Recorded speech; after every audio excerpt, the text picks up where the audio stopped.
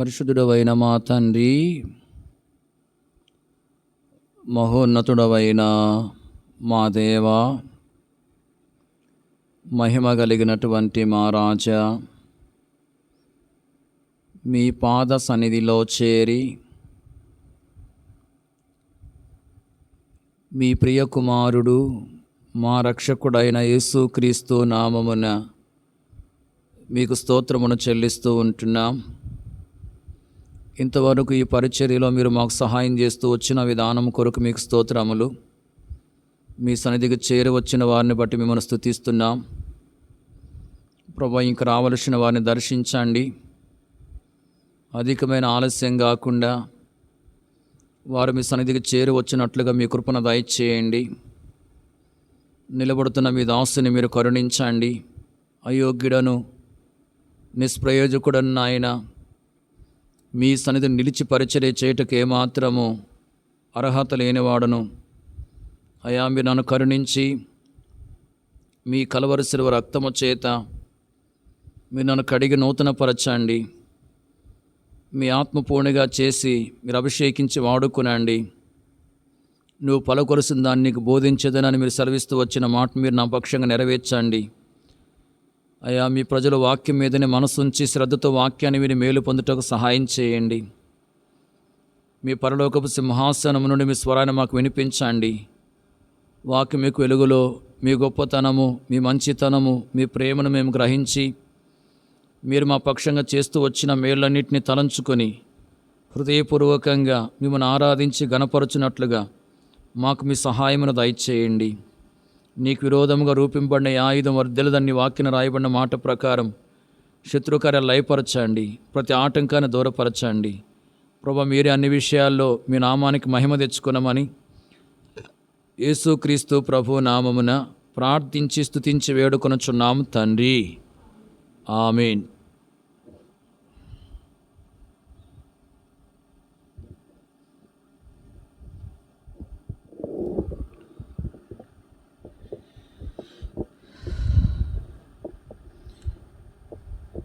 ఈ సమయంలో పరిశుద్ధ గ్రంథంలో నుండి యోహాను సువార్త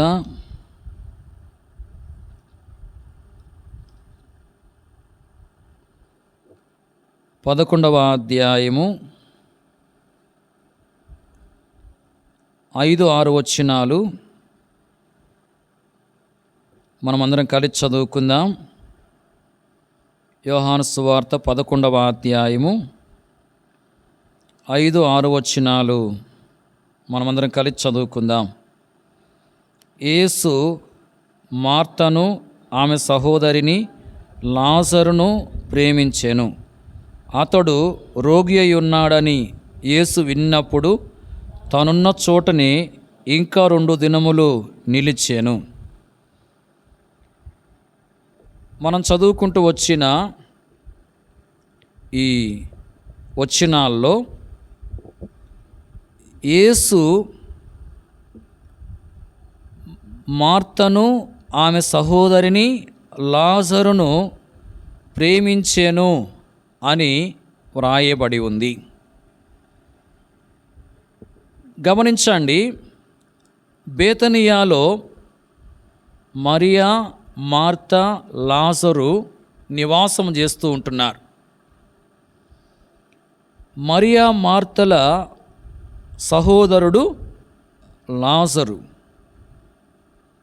ఈ ముగ్గురిని యేసు ప్రభువారు ప్రేమిస్తూ వచ్చినట్లుగా మనము వాక్యములో చూస్తూ ఉంటున్నాం.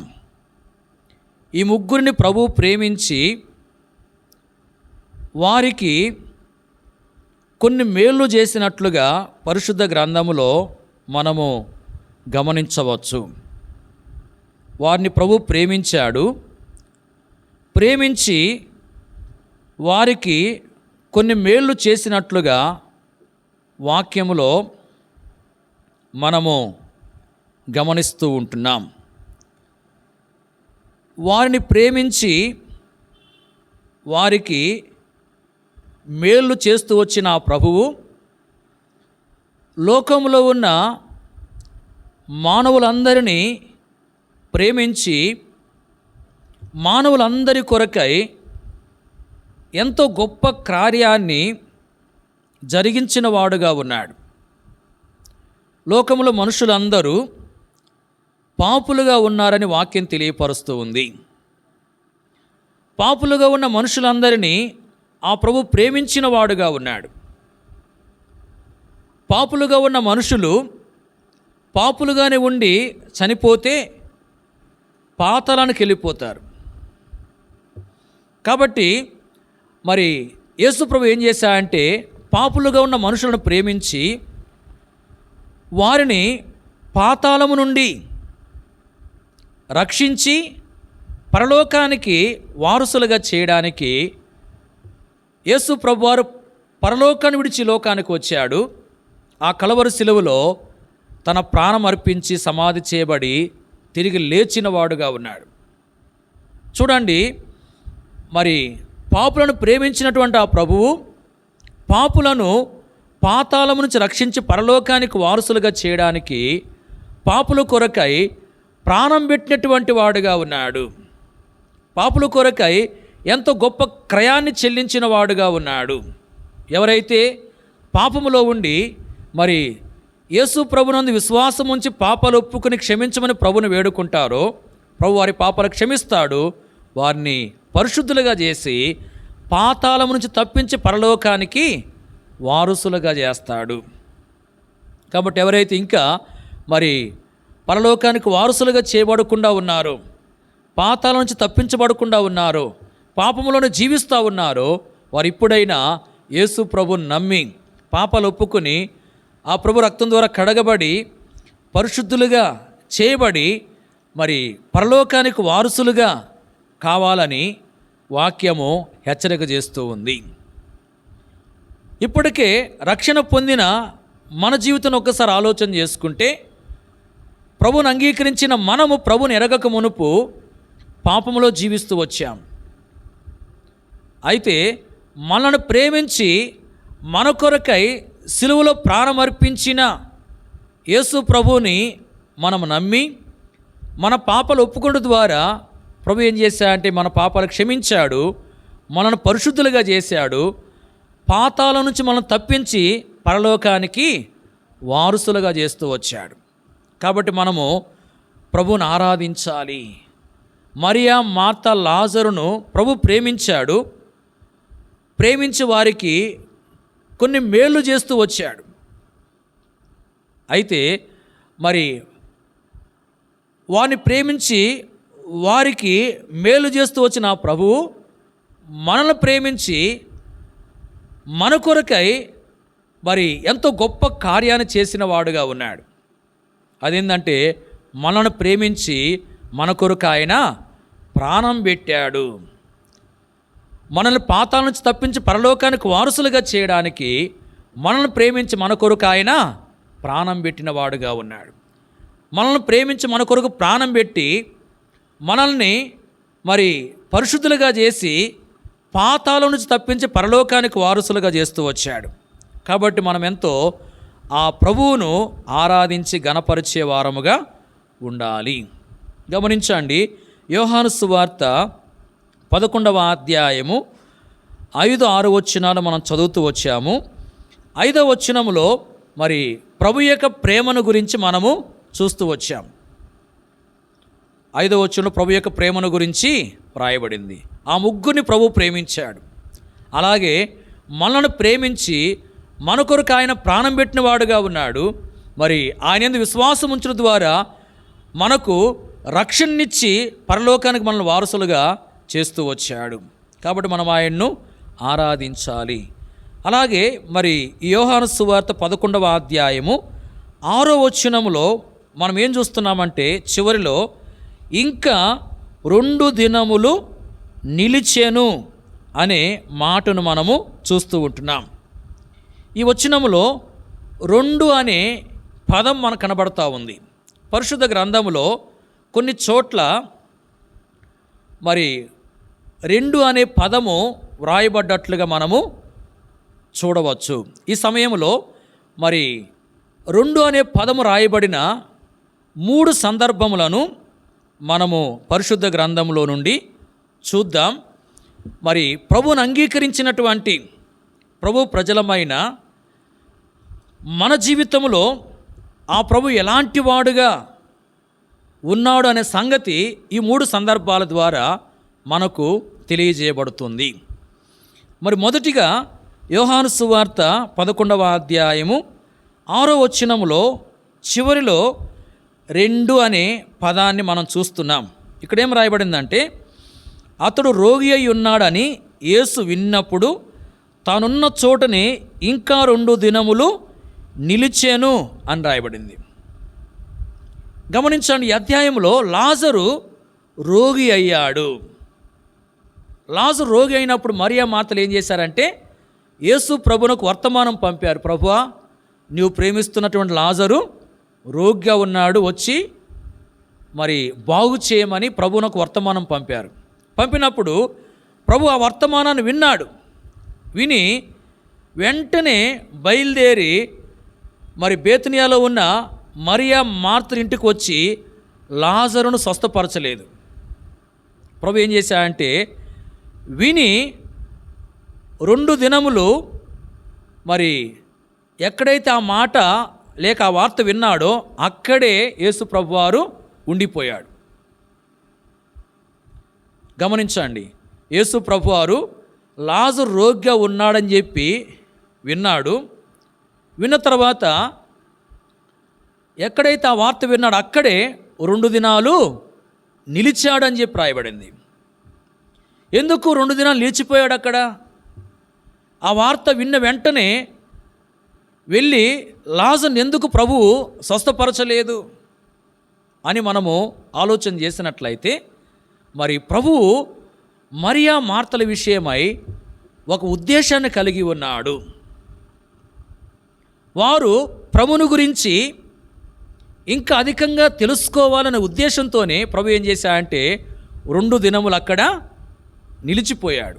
అంటే వెంటనే కార్యం చేయకుండా, వెంటనే లాజరును స్వస్థపరచకుండా ప్రభువు ఆలస్యం చేస్తూ వచ్చాడు. గమనించండి, మరియా మార్తలు ప్రభువును గురించి ఎంతవరకు ఎరిగారంటే ప్రభువు రోగులను బాగు చేయగలడు అని మాత్రమే వాళ్ళు ఎరిగారు. చనిపోయినటువంటి వారిని బ్రతికిస్తాడనే గ్రహింపు వారిలో లేదు. గమనించండి, మరి లాజరు ఏమైనా అంటే చనిపోయాడు. రోగముతో ఉన్న లాజరు చనిపోయాడు. లాజరు చనిపోయి సమాధిలో మరి పెట్టబడుతూ వచ్చాడు. గమనించండి, మరి యేసు ప్రభువారు లాజరు సమాధిలో పెట్టబడిన తర్వాత బేతనియాకి వెళ్ళాడు. వాక్యం మనం గమనించవచ్చు.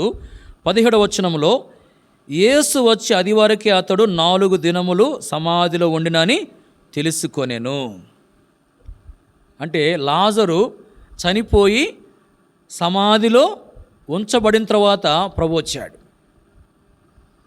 ప్రభు వచ్చేసరికి లాజరు మరి 4 దినాల నుండి సమాధిలో ఉన్నాడని మరి ప్రభు తెలుసుకున్నట్లుగా మనము గమనిస్తూ ఉంటున్నాం. అంటే అప్పటికే ప్రభు వచ్చేసరికి లాజరు సమాధిలో 4 దినాల నుంచి ఉంటా ఉన్నాడు. చూడండి, లాజరు రోగంతో చనిపోయాడు, సమాధి చేయబడ్డాడు. చనిపోయిన తర్వాత ప్రభు వచ్చాడు. వచ్చినప్పుడు మరియా మార్తలు మరి చనిపోయిన లాజరును బ్రతికించమని ప్రభుని అడిగారా? అడగలేదు. ఎందుకు అడగలేదు? ప్రభువు చనిపోయినటువంటి వ్యక్తిని బ్రతికించగలడు అనే గ్రహింపు వాళ్ళు లేదు కాబట్టి. రోగముతో ఉన్నప్పుడు వచ్చి బాగు చేయమని వర్తమానం పంపారు. అంటే ప్రభువు రోగముతో ఉన్న వ్యక్తిని బాగు చేస్తాడు అని వాళ్ళు ఎరిగారు. చనిపోయినటువంటి వ్యక్తిని బ్రతికిస్తాడు ప్రభు అని వాళ్ళు మరి ఎరగని వారుగా ఉంటున్నారు. ప్రభువు నాకు ఆ శక్తి ఉందని గ్రహించని వారుగా వాళ్ళు ఉన్నారు. కాబట్టి ఇప్పుడు ప్రభు ఏం చేశాడంటే మరి నాలో చనిపోయినటువంటి వారిని బ్రతికించగలిగే శక్తి ఉంది అని వారు తెలుసుకోవాలని చెప్పి ఏం చేశాడంటే చనిపోయినటువంటి లాజరును బ్రతికించాడు. చూడండి, ఇక్కడ మరి యేసుప్రభు ఎందుకు ఆలస్యం చేశాడంటే, మరి ఆలస్యం చేయడం ద్వారా లాజరు చనిపోయాడు. చనిపోయిన లాజరును ప్రభు ఏం చేశాడంటే బ్రతికించాడు. ఇప్పుడు మరియా మార్తలు ప్రభువుని గురించి ఏం తెలుసుకున్నారంటే, ప్రభు చనిపోయినటువంటి వారిని కూడా బ్రతికించగలడు అని తెలుసుకున్నారు. అంటే ప్రభువుని గురించి అంతవరకు వారు తెలుసుకున్న దానికంటే మరి ప్రభువు ఆలస్యం చేయటం ద్వారా, ఆలస్యం చేసి ప్రభు చేసిన కార్యాన్ని బట్టి ప్రభువు చనిపోయినటువంటి వారిని కూడా లేపగలడని చెప్పి వాళ్ళు తెలుసుకుంటా వచ్చారు. గమనించండి, వారి జీవితంలో మరి ప్రభువుని గురించి ఇంకా అధికంగా తెలుసుకోవాలని ప్రభు ఏం చేశాడంటే, లాజరు రోగిగా ఉన్నాడని చెప్పి విన్నా కూడా 2 దినాలు నిలిచాడు. అట్లా ప్రభు ఆలస్యం చేశాడు. ఆ విధంగా ఆలస్యం చేయటం ద్వారా మరియా మార్తలు ప్రభువుని గురించి మరి అధికంగా తెలుసుకుంటా వచ్చారు. వాళ్ళు మరి ప్రభువుని గురించి అధికంగా తెలుసుకున్నారంటే ప్రభువులో వాళ్ళు ఏం చేయబడ్డారు? ఎదిగారు. ప్రభువులో వాళ్ళు ఏం చేయబడ్డారు? ఎదిగారు. ప్రభువులో వాళ్ళు మరి ఎదిగినట్లుగా మనకు అర్థమవుతూ ఉంది. అలాగే మరి ప్రభువు మన విషయంలో కొన్ని సందర్భాల్లో ఏం చేస్తాడంటే ఆలస్యం చేస్తూ ఉంటాడు. మనము కొన్నిటిని ప్రభువుని అడుగుతాం, ప్రభు నాకు ఈ అవసరం ఉంది, ఈ అవసరం తీర్చు అని, లేక ఈ సమస్య ఉంది, ఈ సమస్య తొలగించు అని ప్రభువుని అడుగుతూ ఉంటాం. ప్రభు ఏం చేస్తాడంటే మరి విన్న వెంటనే మనకు సహాయం చేయడు. ప్రభు ఏం చేస్తాడంటే ఆలస్యం చేస్తాడు, ఆలస్యంగా కార్యం చేస్తాడు. ఎందుకు? ప్రభువు విన్న వెంటనే కార్యాలు చేయకుండా ఆలస్యం చేస్తూ ఉన్నాడు అంటే మనము మరి ప్రభువులో ఇంకా ఎదగాలని, ప్రభువులో ఇంకా మనం బలపడాలని, ప్రభువులో మనం ఇంకా ఉన్నతమైన స్థాయికి రావాలని ప్రభు ఏం చేస్తా అంటే ఆ విధంగా మరి ఆలస్యం చేసేవాడుగా ఉంటూ ఉన్నాడు, ఆలస్యంగా కార్యాలు చేసేవాడుగా ఉంటున్నాడు. కాబట్టి గమనించండి, 2 దినాలు ప్రభు అక్కడ నిలిచాడు అంటే మరి ఎందుకు ప్రభు నిలిచాడు, వెంటనే ఎందుకు కార్యం చేయలేదు అంటే వారు ప్రభువుని గురించి అధికంగా తెలుసుకోవాలని, అంటే ప్రభువులో వాళ్ళు ఎదగాలని ప్రభు ఏం చేశాడంటే వాళ్ళ మేలు కొరకే ఆ విధంగా ఆలస్యం చేసిన వాడుగా ఉన్నాడు. కాబట్టి ఇక్కడ రాయబడిన 2 అనే పదం ద్వారా మనము ప్రభువుని గురించి ఏం తెలుసుకుంటున్నామంటే, ప్రభువుని గురించి ఏం గ్రహిస్తున్నామంటే మనము మరి ఆయనలో ఇంకా ఎదగాలని మనం మేలు కోరి కొన్నిసార్లు ఆయన మరి మనం ప్రభువుని అడిగినప్పటికీ ఆయన మనకు సహాయం చేయకుండా ఆలస్యం చేసేవాడుగా ఉంటూ ఉన్నాడు. అంటే ఆయన మనం మేలు కోరేవాడుగా ఉన్నట్లు మనకు అర్థమవుతుంది. ఆయన మనం మేలు కోరేవాడు, మనం ఆత్మీయంగా ఎదగాలని కోరేవాడు, ఆత్మీయంగా ఉన్నతమైన స్థాయికి మనము రావాలని చెప్పి ఆశిస్తున్నవాడుగా ఉన్నాడు. కాబట్టి ఇలాంటి ప్రభువును మనం ఆరాధించి గణపరిచే వారముగా ఉండాలి. 2 అని పదము రాయబడిన ఈ సందర్భం ద్వారా మరి ప్రభువు ఎలాంటి వాడుగా ఉన్నా అంటే మనం మేలు కోరేవాడుగా ఉంటున్నాడు. మనం మేలు కోరే ఆ ప్రభువును మనం ఏం చేయాలంటే ఆరాధించి గణపరిచే వారముగా ఉండాలి. 2వ విషయాన్ని మనం చూద్దాం. చూడండి, రాజులు మొదటి గ్రంథం 11వ అధ్యాయము 9వ వచనం. రాజులు మొదటి గ్రంథం 11వ అధ్యాయము 9వ వచనం. ఇశ్రాయేలు దేవుడైన యెహోవా అతనికి 2 మార్లు ప్రత్యక్షమై. చాలు, ఈ వచనములో కూడా 2 అనే పదం ఉన్నట్లుగా మనము గమనిస్తూ ఉంటున్నాం. ఈ అధ్యాయంలో సొలొమోను గురించి మనము ఏం చూస్తున్నాము అంటే సొలొమోను దేవునికి విరోధంగా ప్రవర్తిస్తున్నట్లుగా మనకు అర్థమవుతూ ఉంది.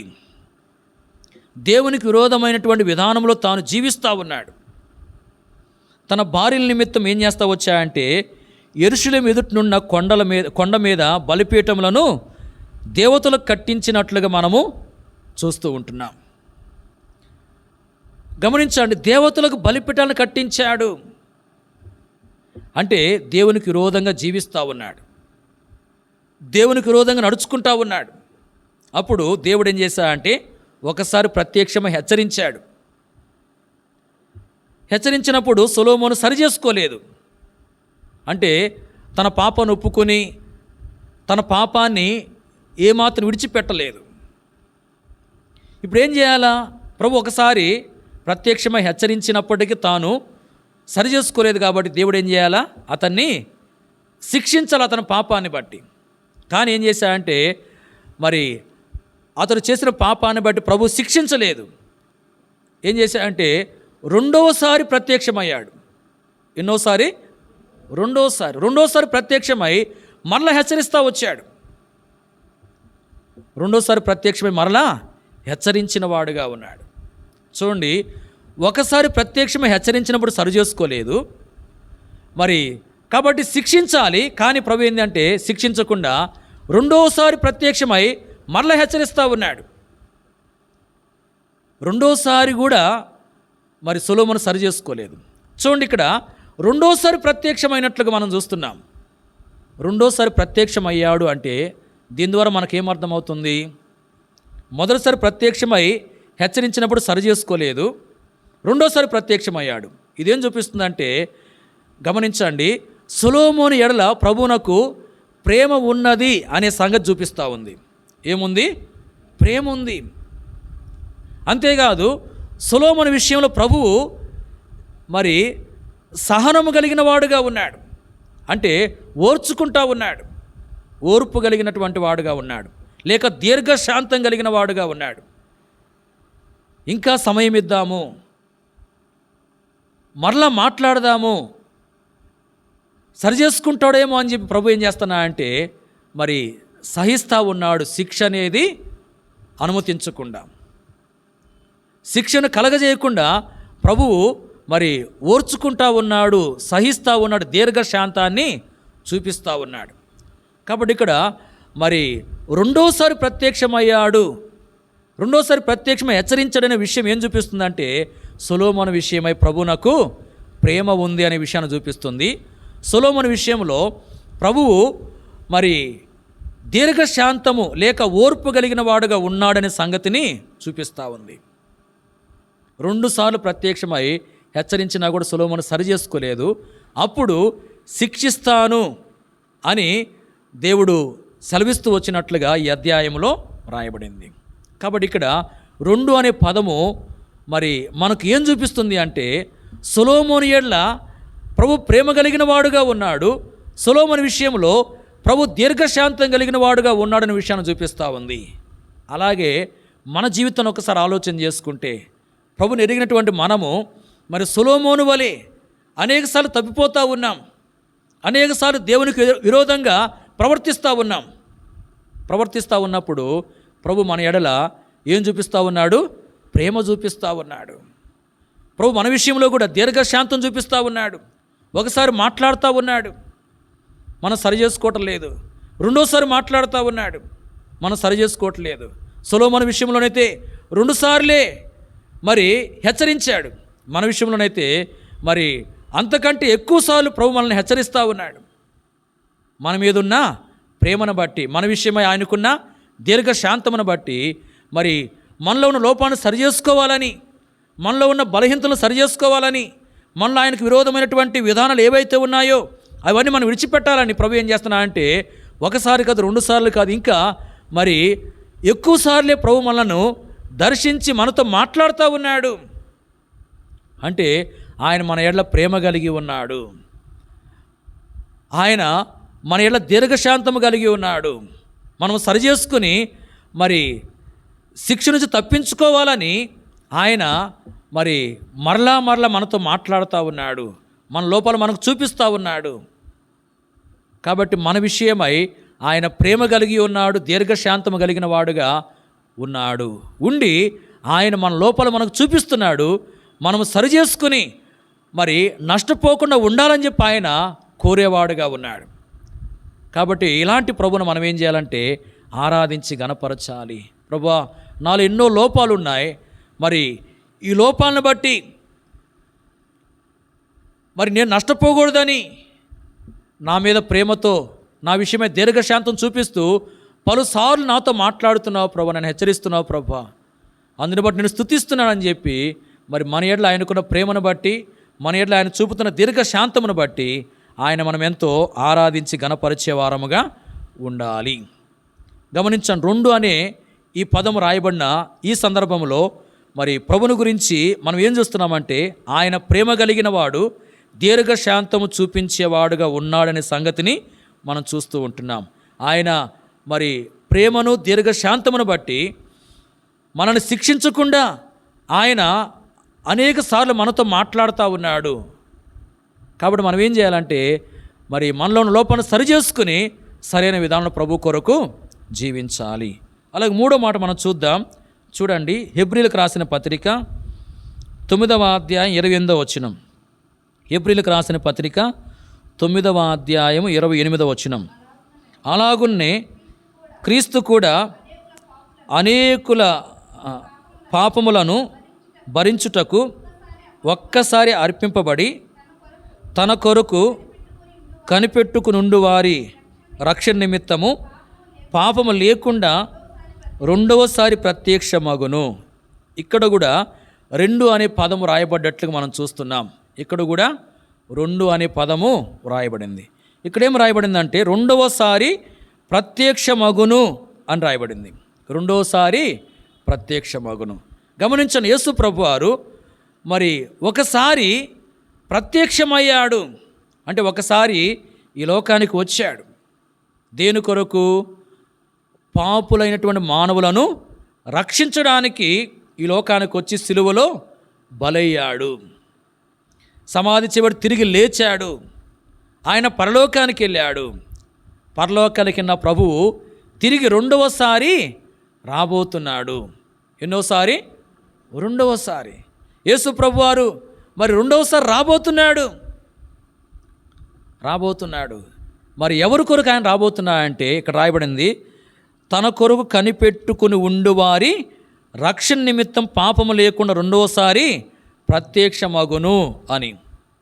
అంటే ఎవరైతే రక్షించబడ్డారో, రక్షించబడి ప్రభు కొరకు మరి పరిశుద్ధంగా జీవిస్తూ ప్రభు కొరకు కనిపెట్టుకుంటా ఉన్నారు, ప్రభు వస్తాడు, నన్ను తీసుకుని పోతాడని చెప్పి ప్రభు కొరకు ఎవరైతే కనిపెట్టుకుని ఎదురు చూస్తూ ఉంటున్నారో వారి యొక్క రక్షణ నిమిత్తము ఆయన 2వసారి రాబోతూ ఉన్నాడు. ప్రియులారా, ఆయన వచ్చినప్పుడు మరి ఎవరైతే సిద్ధంగా ఉన్నారో, అంటే ఎవరైతే ఆయన కొరకు కనిపెట్టుకుంటున్నారో వాళ్ళు ఏం చేయబడతారంటే మార్పు చెంది ఆయనతో యుగయుగాలు సంతోషంగా ఉండేదాని కొరకై కొనిపోబడతారు. ఇక వారికి బాధలు ఉండవు, కష్టాలు ఉండవు, వేదన ఉండదు, దుఃఖం ఉండదు, ఇక మరణమే ఉండదు. గమనించిన, తన కొరకు కనిపెట్టుకొని ఉండువారి రక్షణ కొరకు ఆయన 2వసారి ప్రత్యక్షం కాబోతా ఉన్నాడు. అంటే మరి ఈ లోకంలో మనకేమున్నాయంటే బాధలు ఉన్నాయి, ఎన్నో శ్రమలు, శోధనలు ఉన్నాయి. వీటన్నిటి నుంచి మనం ఏం చేయబడతామంటే రక్షించబడతాము. అంటే ఇక మనం ప్రభువుతో ఉంటాం కనుక ఇక మనకు బాధలు ఉండవు, కష్టాలు ఉండవు, వేదన మరి దుఃఖము ఉండదు, ఎప్పుడు సంతోషమే ఉంటుంది. కాబట్టి వీటన్నిటి నుంచి మనం రక్షించడానికి ఆయన 2వసారి రాబోతూ ఉన్నాడు.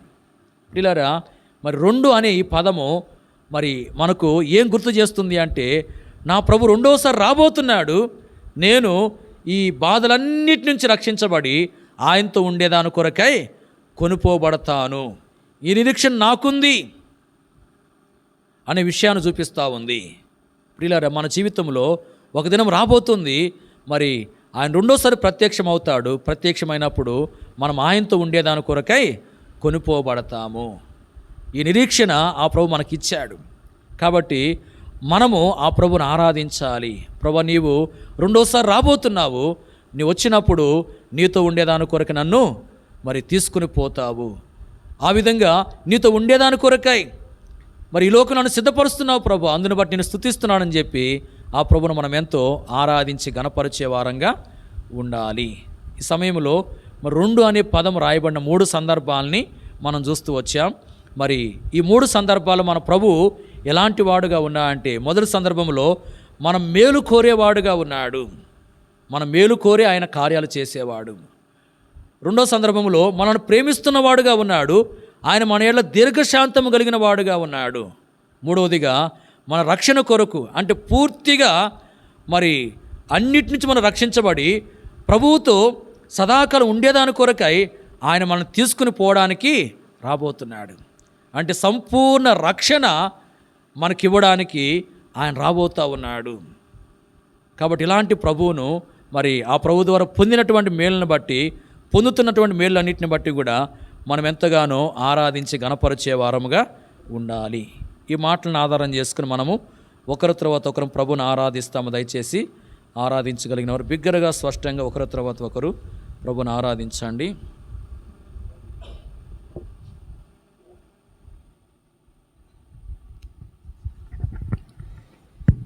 మహాపరిశుద్ధుడా, సర్వశక్తి గల ప్రభువా, ప్రేమ స్వరూపి